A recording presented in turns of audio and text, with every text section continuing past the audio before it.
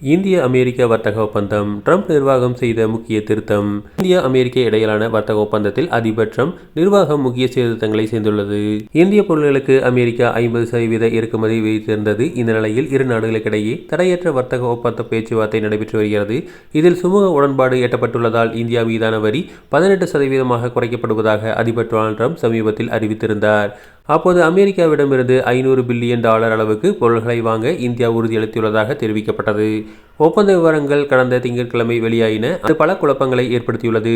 இந்தியாவை அமெரிக்காவிடம் மோடி அரசு விற்றுவிட்டதாக எதிர்க்கட்சிகள் குற்றம் சுமத்தின.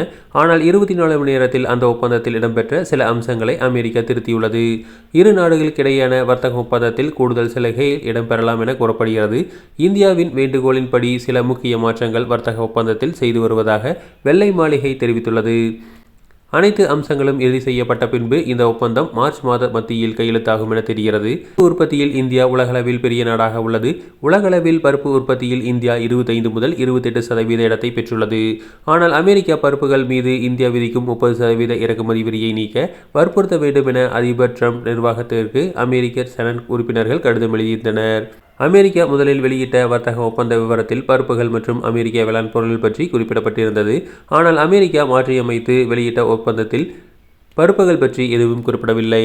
அமெரிக்காவிடமிருந்து 5 ஆண்டுகளில் $500 பில்லியன் அளவிலான எரிசக்தி பொருட்கள், தகவல் தொடர்பு தொழில்நுட்ப பொருட்கள், வேளாண் பொருட்கள், நிலக்கரி மற்றும் சேவைகள் பெற இந்தியா உறுதியளித்துள்ளதாக முதலில் வெளியிடப்பட்ட ஒப்பந்தத்தில் அமெரிக்கா கூறியிருந்தது. ஆனால் மாற்றியமைக்கப்பட்ட ஒப்பந்தத்தில் வேளாண் பொருட்கள் நீக்கப்பட்டுள்ளன. உறுதியளித்தது என்ற வார்த்தையை பதிலாக உத்தேசித்துள்ளது என குறிப்பிடப்பட்டுள்ளது.